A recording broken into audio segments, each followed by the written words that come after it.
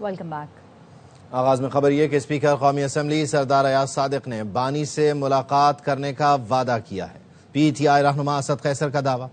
Speaker قومی assembly Ayaz Sadiq سے ملاقات کے بعد اسد قیصر نے کہا ایاز صادق کل تک بتائیں گے، پیر کو چیئرمین سینٹ سے ملاقات کریں گے۔ اسپیکر سردار ایاز صادق سے اپوزیشن کے سینیٹرز اور ارکان قومی اسمبلی نے ملاقات کی۔ بیرسٹر گوہر نے بانی سے ان کے خاندان کے افراد کو ملنے کی اجازت دینے کا معاملہ اٹھایا۔ اسپیکر ایاز صادق نے کہا انہوں نے ہر موقع پر مذاکرات کی بات کی، بات چیت سے ہی سارے مسائل حل ہوں گے۔ صاحب سے کہ سینٹ کی طرف سے مولانا ناصر صاحب اور علی ظفر صاحب ہیں، اور باقی بیرسٹر گوہر صاحب، عاطف خان صاحب اور دو تین اور بھی ہم لوگ ہیں۔ انہوں نے ایک کمٹمنٹ کی ہے کہ ہم کوشش کرتے ہیں کہ عمران خان کی فیملی کا یا اس کی جو پارٹی لیڈرشپ یا سی ایم صاحب کی ملاقات ہو جائے، تو انہوں نے کہا کل تک ہم آپ کو بتا دیں گے۔ منڈے کو ہم چیئرمین سینٹ سے بھی ملاقات کریں گے۔ اسلام آباد ہائی کورٹ کے لارجر بینچ کا فیصلہ بھی ہے، ہم یہاں احتجاج کریں گے اور ہاؤس کو ڈسٹرب کریں گے، قانون آئین کے اندر رہتے ہوئے احتجاج کریں گے، لیکن ہم اس ہاؤس کو نہیں چلیں گے۔ سینٹ میں پی ٹی آئی ارکان کا بانی سے ملاقاتیں نہ کرانے پر شدید احتجاج، ایوان نعروں سے گونجتا رہا۔ اپوزیشن ارکان مسلسل شور شرابہ کرتے رہے۔ کورم پورا نہ ہونے کی وجہ سے اسپیکر کو اجلاس ملتوی بھی کرنا پڑا۔ We are less by one vote. Be adjourned for half an hour. بہت شکریہ آنریبل چیئرمین صاحب۔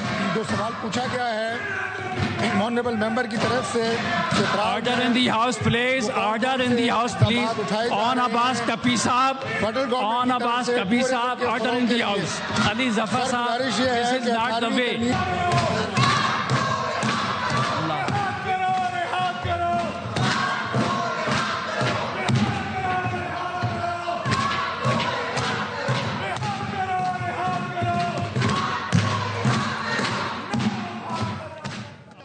کل بھی جواب مانگا، آج بھی مانگ رہے ہیں۔ وزیر قانون کا جواب آنے تک سیشن نہیں چلنا چاہیے۔ بیرسٹر علی ظفر کا سینٹ میں خطاب، کہا جب تک جواب نہیں ملے گا ہم کارروائی میں شامل نہیں ہوں گے۔ چیئرمین سینٹ یوسف رضا گیلانی نے کہا وزیر قانون کو آنے دیں، وہ جواب دیں گے۔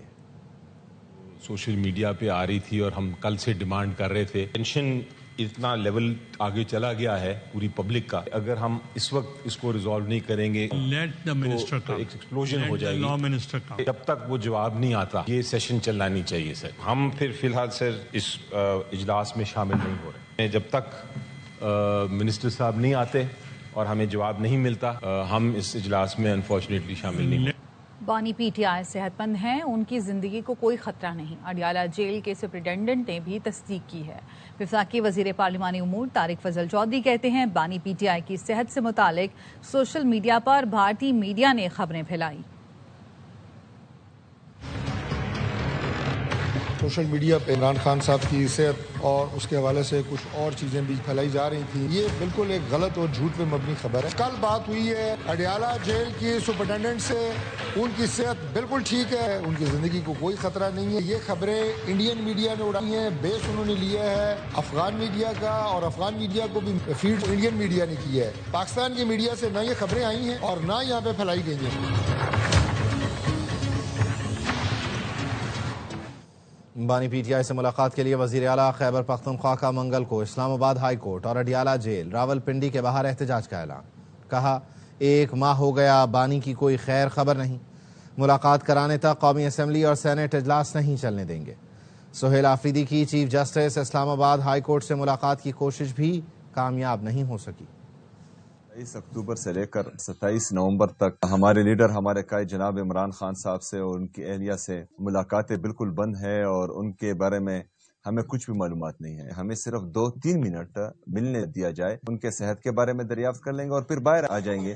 آج ہم آئے چیف جسٹس صاحب سے ملنے کے لیے تاکہ جو ہے وہ انصاف کر سکے۔ چیمبر سے ہمیں یہ اطلاع ملی کہ مطلب وہ ہم سے ملنا نہیں چاہ رہے۔ جب تک خان صاحب سے ان کی بہنوں کی ملاقات نہ ہو، ان کی پولیٹیکل لیڈرشپ کی ملاقات نہ ہو، بزنس ایز یوزول نہیں ہونے دیں گے۔ منگل کے دن جو ہے ہم نے تمام پارلیمنٹیرین کو بلایا ہوا ہے، ہائی کورٹ کے سامنے بھی آئیں گے، پرامن احتجاج کریں گے، اور اس کے بعد جو ہے اڈیالہ جیل بھی جائیں گے اور عمران خان صاحب کی بہنوں کے ساتھ وہاں کھڑے ہوں گے۔ یہ ہماری ملاقات کروائیں، ہم احتجاج کی طرف جائیں گے ہی نہیں۔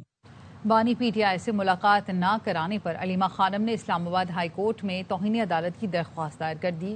درخواست عدالتی حکم پر عمل درآمد نہ کرنے پر دائر کی گئی۔ درخواست میں سپرنٹینڈنٹ اڈیالہ جیل، وفاقی سیکرٹری داخلہ اور سیکرٹری ہوم ڈپارٹمنٹ پنجاب کو فریق بنایا گیا۔ درخواست میں موقف اختیار کیا گیا، اسلام آباد ہائی کورٹ کے حکم پر عمل نہ کرنے کے ذمہ داروں کو سزا دی جائے۔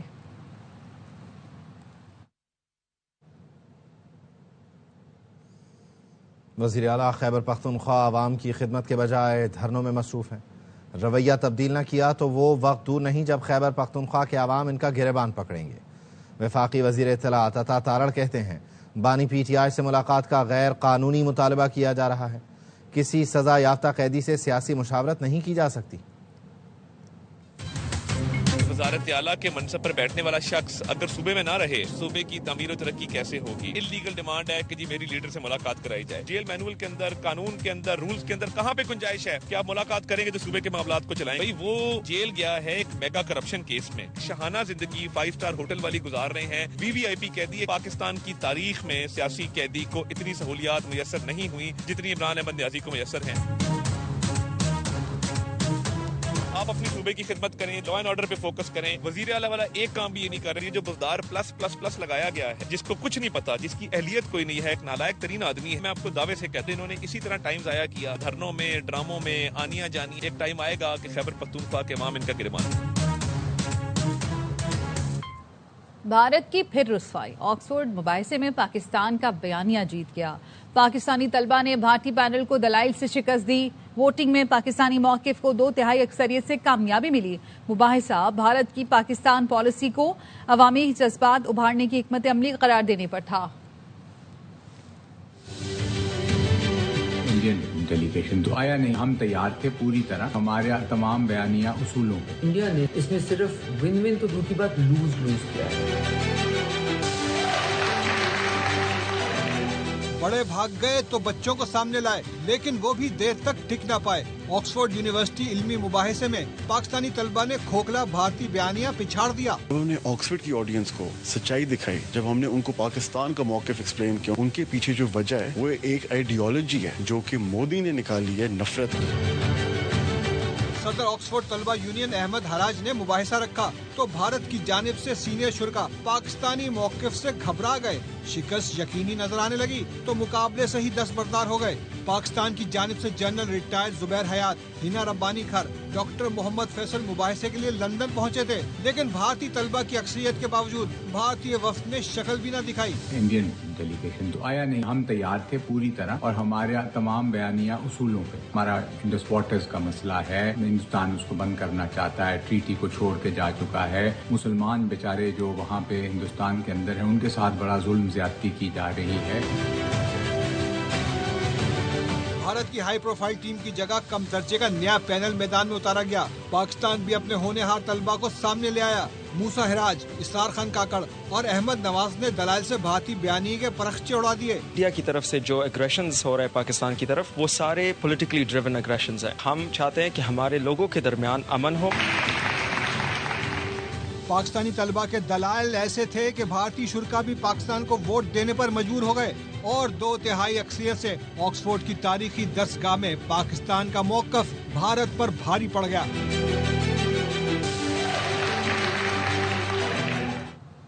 واپس آئیں گے بریک کے بعد، ہمارے ساتھ رہیے۔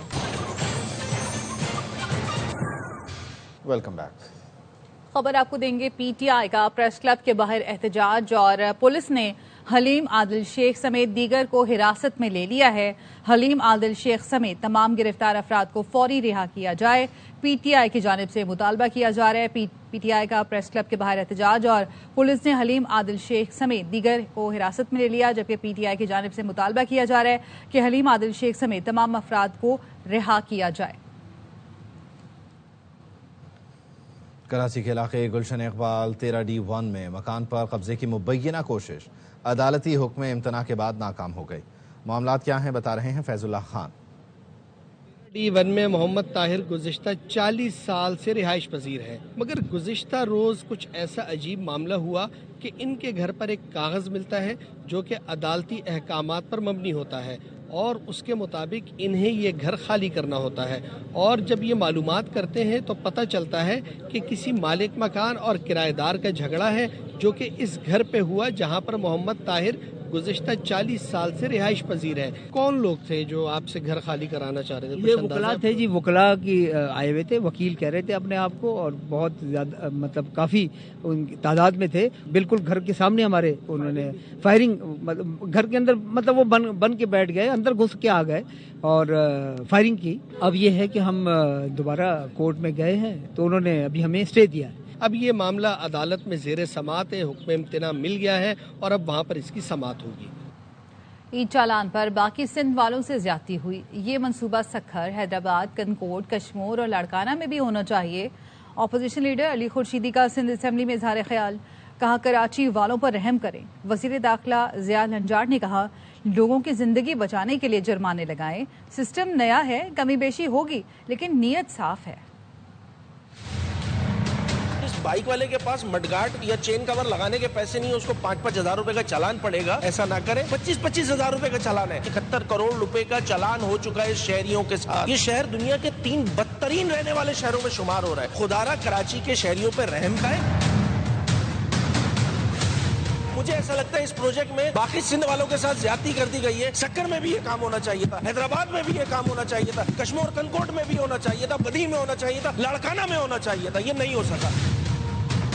ہم تو چاہتے ہیں کہ کراچی میں ٹریفک کا نظام بہتر ہو، حیدرآباد ہے، سکھر ہے، ہم وہاں پر بھی چالان کر رہے ہیں، خاص کر کے بڑے جو ٹرالرز ہیں ان کے لائسنس دیکھے جا رہے ہیں، ٹریفک کا نظام اس کو بھی درست کر رہے ہیں۔ کراچی کا بھی 20% بھی درست نہیں ہوا ہے ابھی تک۔ نظام نیا ہے، سسٹم نیا ہے، کمی بیشیاں ہوں گی لیکن نیت ہماری صاف ہے۔ ابھی لاہور میں 20,000 پہ کر دیا ہے چالان موٹر سائیکل کا، ہم تو 2,500 لے رہے ہیں۔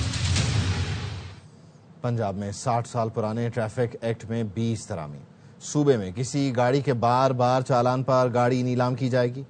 حادثات میں جاں بحق افراد کے لواحقین کو دیت فوری دینے پر اتفاق کیا گیا۔ پارکنگ نہ ہونے پر میرج ہال بنانے کی اجازت نہیں ہوگی۔ کم عمر بچوں کی ڈرائیونگ روکنے کے لیے سخت کریک ڈاؤن کا فیصلہ کیا گیا۔ پنجاب میں بس کی چھت پر سفر پر پابندی عائد کر دی گئی۔ لاہور کی 5 ماڈل سڑکوں پر چنگچی رکشوں پر مکمل پابندی عائد کر دی گئی۔ وزیر اعلیٰ مریم نواز نے کہا ہر چیز ٹھیک کر دی لیکن ٹریفک کا برا حال ہے۔ ٹریفک پولیس کو آخری چانس دے رہے ہیں، بہتری نہ ہوئی تو نیا محکمہ بنانا پڑے گا۔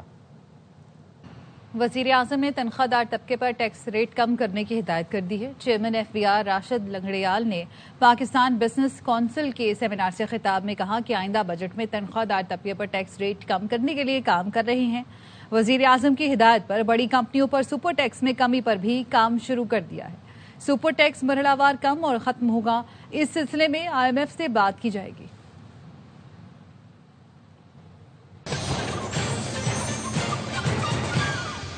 مراد علی شاہ سندھ کرافٹ فیسٹیول کے افتتاح کے موقع پر میڈیا سے مخاطب ہیں۔